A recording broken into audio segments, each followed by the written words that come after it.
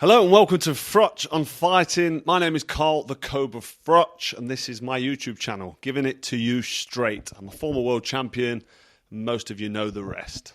This episode is brought to you by Cobra Casino. So, not a great deal to talk about, but I did promise I was going to talk about Jake Paul. He boxed last night. Also, Deontay Wilder boxed Friday against Tyrell Herndon. And my name, the Cobra, Carl Froch, seems to be the epicenter of boxing at the minute. Everybody's talking about me. Might be to do with the Canelo Alvarez interview or the Terence Crawford interview or me being out in Saudi. Maybe, maybe not. But everybody seems to have an opinion. But when I give my opinion, it upsets people. Before we continue, I want to tell you about my friends at BetterHelp. BetterHelp is the paid partner for this video. Over the years, whether it's training for a world title or stepping through the ropes at Wembley Stadium, I've learned just how important the mental side of things really are. Everyone faces challenges, stress, anxiety, big decisions, life stuff we don't always talk about. What's helped me massively is talking to someone who's trained to help you work through things. That's where therapy comes in. I remember my first fight with George Groves. Yes, I won the fight, but mentally, I was in a bad place. I was getting it from left, right and centre, all angles. The press were writing me off.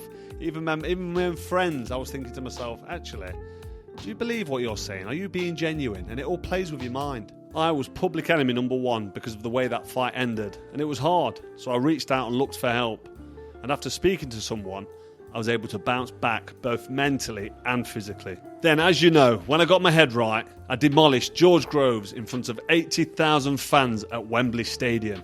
The rest is history. That's why I want to talk to you about BetterHelp. It's a platform that connects you with a credentialed therapist online. There's no need to travel because you can do it from home on your schedule. There's no shame in talking to someone. In fact, I think it's a strength. If you're ready to take the first step, check out BetterHelp. It could be the best decision you make for your mind. BetterHelp is the paid partner for this video, and they're on a mission to make starting therapy easier. Fill out a questionnaire and you'll be matched with a therapist as soon as possible. You can easily switch therapists at any time at no extra cost if it's not the right fit for you. Click the link in the description or visit betterhelp.com/thecobra for 10% off your first month. Now back to the episode. Let's start with Deontay Wilder and his fight on Friday night against Tyrell Herndon.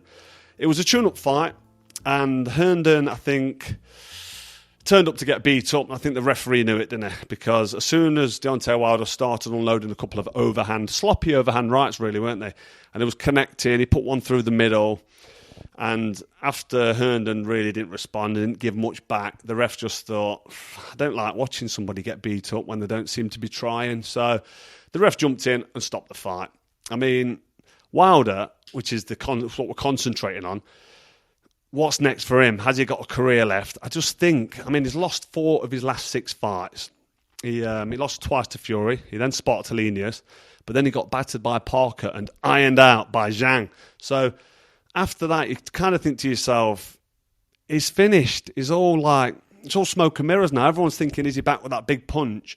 And they want to get him. They want to see him get in there and throw the big knockout blow. Don't forget, at one point, I think he was it 40 fights, 39 wins, 39 knockouts? There was one point where he was literally everybody he's beaten, he's knocked out. And he had that draw with Fury. And then just that trilogy with Fury, I think, just took everything out of him. He made a lot of money.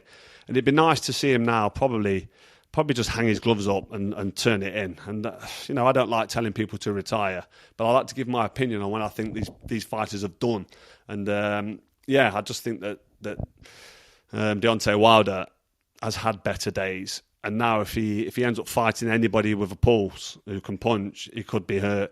We talked about Anthony Joshua fighting, or not fighting again, but if you're going to say who does Deontay Wilder fight next, who would you put him in there with? What's next for him? You've got Fabio Wardley, Dave Allen, Derek Chisora. They're all fights now that would be exciting for these mix of heavyweights. White and Chisora are about finished, but Wardley's on his way up. I suppose a Wardley-Wilder fight, you'd be like, can Wardley actually cope with Wilder's power? It's a big name for Wardley, so you'd look at that. But I think Eddie Hearn will be looking at Anthony Joshua for Wilder because Wilder's still a big name. And I did say I think AJ should retire. I think he's made enough money. He's been great for the sport. He totally give boxing a real boost. It was a massive one. A poster boy for boxing. Following on from what I did at Wembley Stadium, after he beat Klitschko, he just had a massive career, a glossy career, and he was in the headlines week after week. Every time he boxed, it was massive. He did continuous, multiple stadium fights, which is unheard of. And AJ can hold his head high and say that he's played a massive part in boosting boxing. But in my opinion, which is why I seem to be the epicenter of boxing at the minute, everyone's talking about me because of my opinion, like I'm not allowed one. In my opinion, AJ should finish. But if I was managing him and he wanted the name on his record, he wanted to cash out, it's obviously the Fury fight, but Fury's retired. Still be a big fight if he came out of retirement to fight AJ, yes, but I don't think it'd end well for him. But the Deontay Wilder fight, which is who we're talking about, that's a fight that people maybe get excited for, maybe say he's got a chance. He's got a chance of getting ironed out, that's for sure. But he's got a chance of winning the fight because Wilder's finished. But I'm not interested in Wilder fighting again. After what I've seen, his punching power seems to be gone. His legs seem to be gone as well. When he gets clipped, he struggles. And I just don't see why these fighters need to carry on and destroy the legacy and ruin it. That's AJ and Wilder. I just don't think both fighters should be fighting anymore. So I don't know what next for Deontay Wilder if he carries on fighting. I really don't. So hopefully now for Wilder, he can bow out on a win and sail off into the sunset. But unfortunately, you know as well as I do, in boxing, there's always one final payday, and that's the dark side of the sport. Fighters live on and fight on too long and end up getting L-SPAR code unnecessarily, and they can get injured and destroy the legacy as well. But we'll wait and see what he does. Wait and see what his team decide for him to do. So now, on to Jake Paul, Julio Cesar Chavez Jr., the son of the legend. What's going on with these fights? I don't really want to talk about it, but I kind of have to.